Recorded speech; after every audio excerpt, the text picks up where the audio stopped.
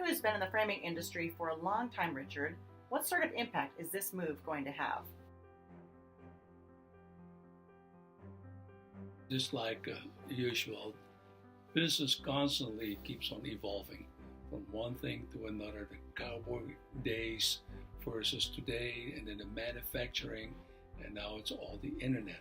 So what we have going right now is that if you get Michael's having iron bars move in their store, all we are doing is getting less service because it's just like going to Costco or to the big box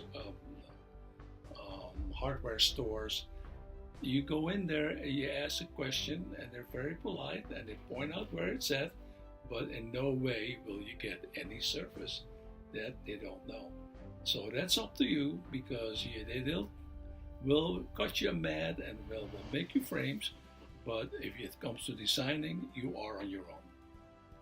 Now, you actually started your career working at an Aaron Brothers store, and you personally knew the youngest Aaron brother, Chuck. So tell me about that experience working in that Aaron Brothers store for your boss there, Norman Greenstone. Well, it's very important to have a certain person that will guide you. In this case here, it was the picture framing industry.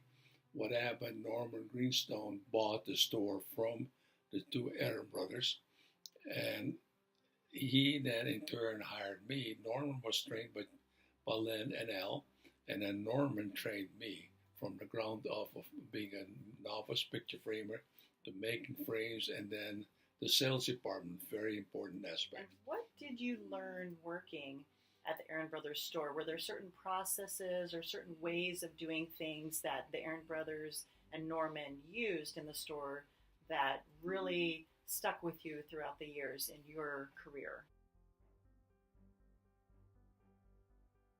Well, they actually were the only ones around at the time. There was a fairly new industry, and they brought it to the next level of, like you could say, from